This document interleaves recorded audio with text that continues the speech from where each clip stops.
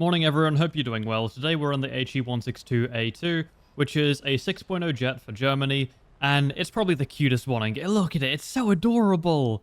Look at the little guy. Anyways, yeah, we're in this specimen today.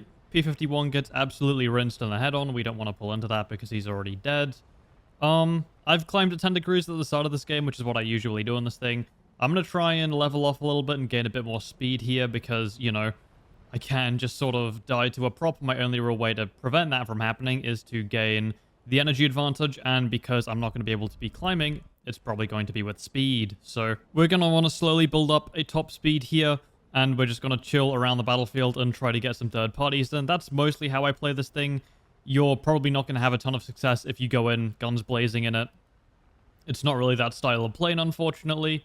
If you do want to do that, the TAR-152, great plane for it. Yeah, I'm going to be pulling back in towards the clump of their team. I'm going to try and maintain as much speed as I can here. I'm essentially just going to want to keep as much straight line speed as possible because that's kind of how you stay alive in this thing. So, I think I already said that. Schizophrenia mode. Me when I pull a Joe Biden and forget what I was saying.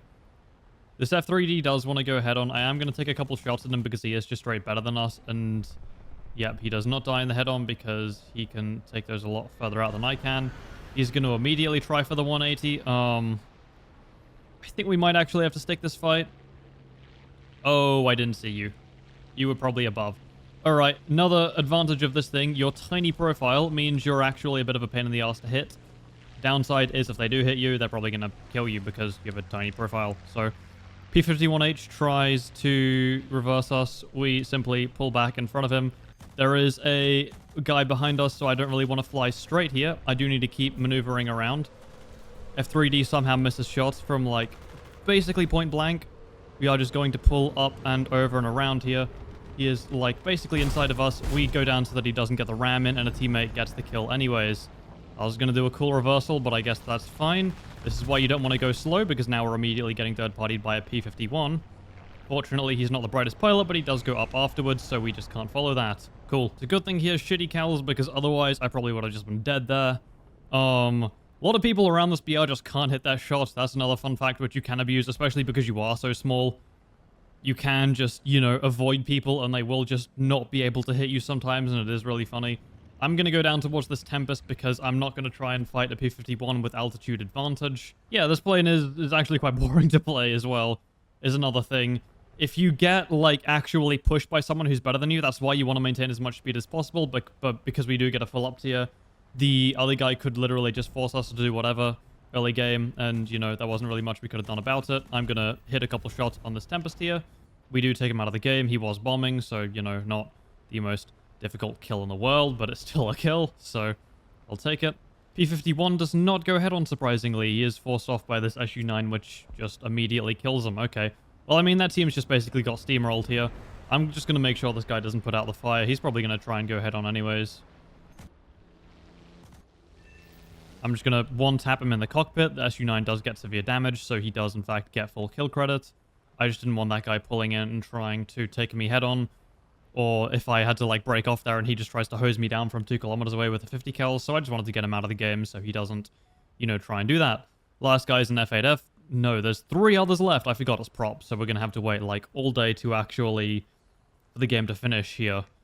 Which is why I don't play these BRs much while I'm recording, because, you know, it just takes ages. So yeah, if someone does try to engage you, you do want to dive out. If another jet engages you, you're kind of fucked. You have to either try and dogfight them or reverse them or something like that, because your main advantage is speed, and the other jets obviously do that better than you do because you're like at 6.0. So when you're in full up tiers like this, it is just, you know, really sketchy to try and actually do something. This 84 is bombing and probably doesn't even see us. He is blissfully unaware right now. We're just going to cruise up behind him. We're going to dump some rounds into him. He is unfortunately not going to be surviving. He does try and air brake. We do miss a couple of shots. That's fine. I'm just going to keep my speed up. He's probably going to try and turn back in. Doesn't really matter. We can just go up. I'm climbing a little bit too aggressively in this vertical, probably.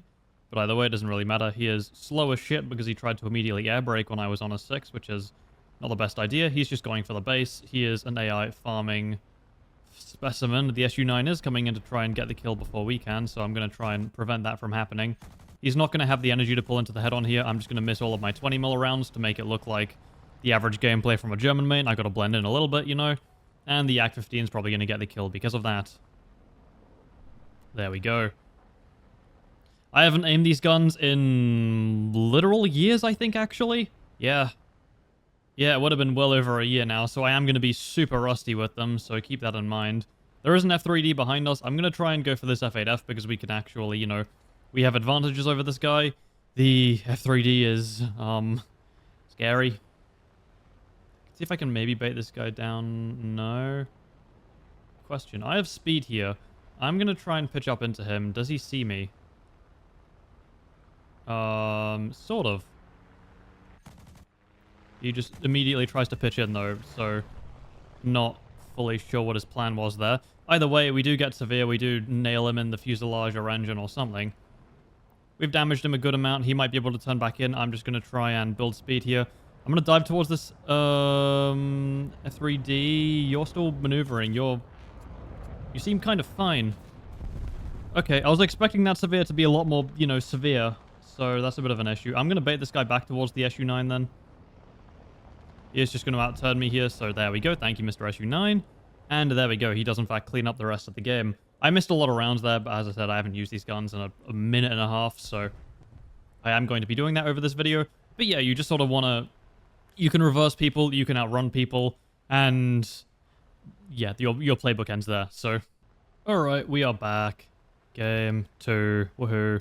Spitfire up there. He is quite close to us, but I don't really think he's going to be engaging us. A lot of that team is pulling over here, which is a little bit scary. I don't know who or what this guy is, but I think I would rather engage him than a lot of the scarier looking Spitfires and Tempests in the middle of the map. Oh, it's an A21. Ah, perfect. It's like another one of us, a bit of a special boy who can't fight very well, except he's 0.7 higher, so he probably can fight a lot better than we can, but I just gotta hope he's like Stalk or something. He doesn't really seem to see us, which is good. I don't know why he's side climbing. In most jets, you can just essentially climb straight in and then try to abuse your speed and dive down if you need to, or at least that's how I play it. I guess to each their own, and this guy has definitely got his own specific playstyle here. Look at him go. I'm gonna get as close as I can. I don't really want to disturb him. He's probably like watching YouTube or something. He's just chilling. He doesn't see the fella climbing up right behind him. He does now. I think, at least. Yeah, he does. I'm going to once again reenact German main syndrome before we do blow off both of his wings. There we go. I did manage to actually aim the guns correctly there.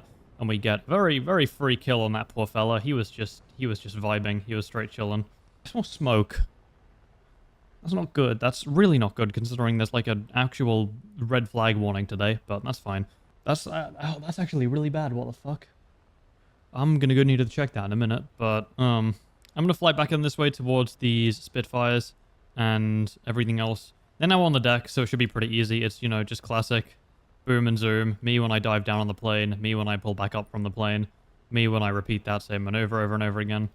It is a couple Spitfires, so they are going to be a little bit annoying. They actually, you know, move around a bit, so they might not die in the first burst or two, especially with my incredible aim recently. Well, it looks like this guy is just sort of giving us the free kill. Never mind, I can't aim, and the other guy got there slightly before us. That is okay. Hornet doesn't seem to see us. We missed anyways because I am professional. #1 German main of all time. I am... Oh god, okay. We do manage to actually hit a shot there. We do get an assist, unfortunately, because these 20 mils are not going to be one-shots. You do need to tap them a couple of times to actually do things. We're just going to dive over the top of the Spitfire and back down. We do have a lot of team presence in the area, which is why I'm doing this a bit more aggressively than I otherwise would. We do get the kill on him. We do manage to pull up from the ground, and I'm now just going to go chill back up into my little climb there. If I didn't miss my shots as much, we could have got like 4 kills there, but it is what it is. Ooh, Tempest. Hello, fella. Hey, buddy. Hey, buddy. He sees us, but he's a bit scared of us, I think. He doesn't really want to full commit to the head-on, or maybe he's just trying to bait me into doing it. Either way, I'm just going to ignore it. We're going to fly in a little bit of a spiral to where if he wants to pull in, he just has to burn all of his energy to do so. He goes for a ground target instead. I'm just going to dive back down on top of him. We are going to be able to hopefully slot in behind him and get a kill, unless the TAR 152 gets him first. Sea Fury has an incredible dive maneuver on top of him. I'm just going to spray a little bit here. I'm not aiming enough. There we go. We do get some hits. And he does hit the ground? No, he doesn't. All right. I'm going to pull back up and over. We did try and shoot very aggressively there. I believe, yeah. Tar152 does have team kill credit on us. It would be very funny to J out and give him that. You know what? When this Tempest goes down, I think I'm going to do that. Yeah, okay. So the Tempest has gone down. We do get 2 kills to assists. I probably could have got a bit more here. Optimally, I would just go back to the airfield, grab some more ammo, and kill ground targets, but that's going to take a while, and the video will be boring. So I want to do the funny. Sorry, bud. We don't get crew lock because a teammate did hit us a little bit, so I'm just going to, you know, head back to hangar from that. Alright, we're chilling. The house is not on fire. My sister just almost set. She's toasty on fire, but apparently that was what the burning smell was, so okay, cool. There's a Lancaster up there. I'm just going to let him do his thing. He looks pretty happy going for the base. Look at him go. P-47 does not care as much, apparently. He does stall himself out, though, so not the brightest play in the world. Although he does get a couple hits on the Lancaster. Ooh, that's not good for the Lancaster. Okay. There is a Focke-Wulf down there, which I could dive for, but at the same time, I don't really want to burn all my speed early game. I don't really want to side climb here, but at the same time, trying to engage all of those zeros while they have a slight altitude advantage probably is not the most fun idea. I'm going to sort of fly maybe back towards my team a little bit. I'm just going to sort of try and gain a bit more speed here before I make any bigger plays for the enemies. You kind of want to let your teammates and props deal with a lot of the guys higher up, and then once people start getting pushed down to around your altitude level, once you've got some speed, you can then start sort of helping out with the third parties.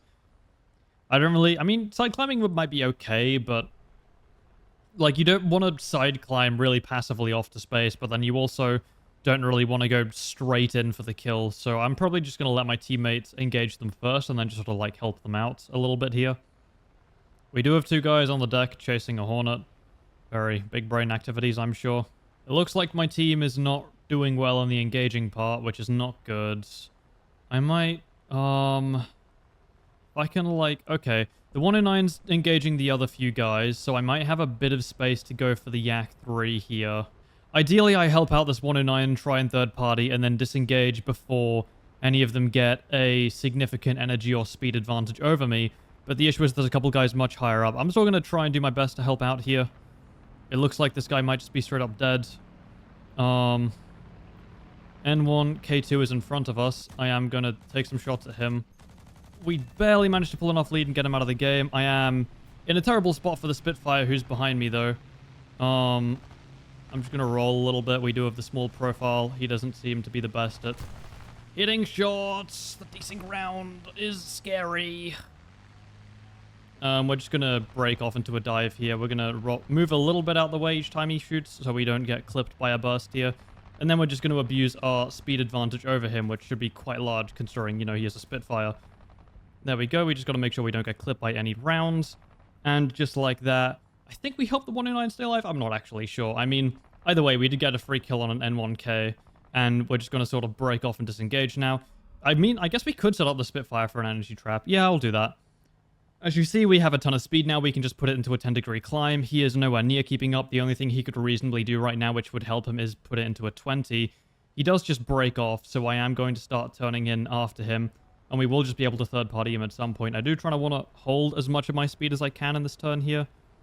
Spitfire does go for the 190 and not me, which is nice. Spitfire is now a very free kill trying to chase someone else. He does not even see us coming in, I don't think. There we go. We do put a single burst into his fuselage. His engine gets set on fire, or something gets set on fire, and he does, in fact, go down.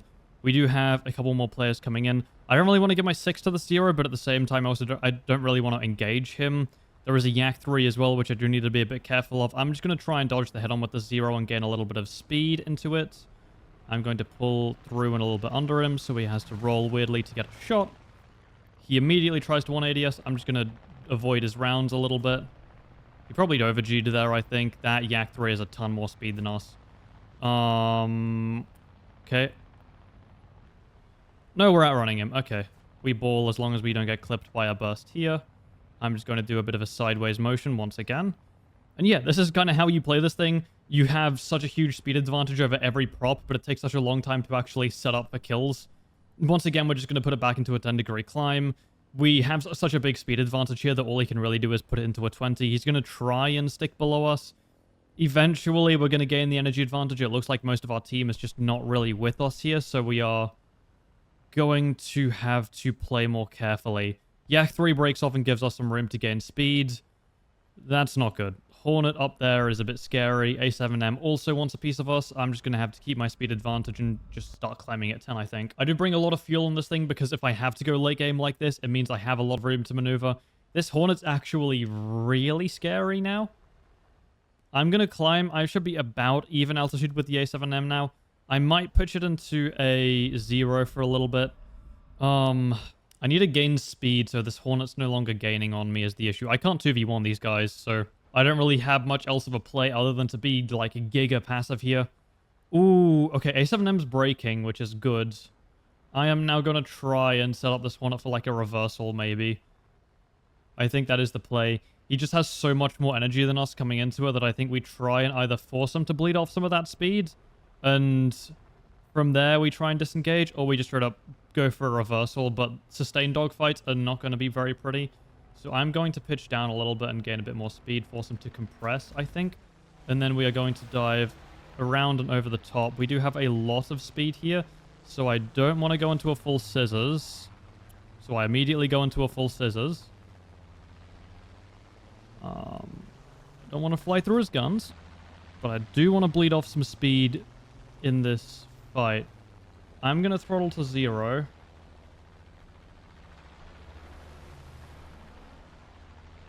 He gives us just enough space to pull in for a shot there. Okay, there we go.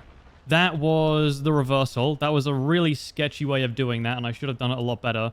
Now we have a Key 84 and an A7M pulling in on us. I am going to take the head on with the Key 84 just so it forces him off. A7M does seem to be quite slow as well. Key 84 is going to... you're really slow. Okay. Well, all I need to do is just avoid your bursts here, then I'm going to have a huge speed advantage. There we go. We do the burst avoidance. And now we just have a lot of energy over the A7 and a decent amount over the Key 84.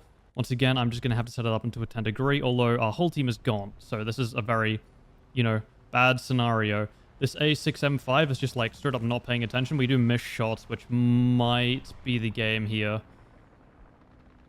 He pulls in pretty quickly. This A7M2 is also really scary. Okay, yeah, we're dead. Our whole team is just gone. I set up a lot of kills there. I did actually do somewhat decently, but our team presence just wasn't it. Now, essentially, I'm just dead. Yeah. Oh, well. I mean, I tried, but it's just classic teams. They're not the brightest, really. I reckon I played pretty well considering everything that happened there. I mean, I didn't really have much of a choice other than to play passively for a lot of that. But I did manage to get a couple of good kills there. But either way, you can't win them all, and we most certainly did not there.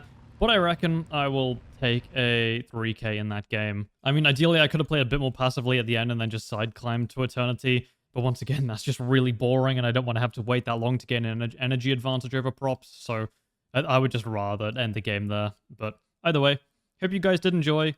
I will be back with another video tomorrow. Not sure what plane on, but either way, I will be seeing you then. Hope you're all doing well, and yeah, bye-bye.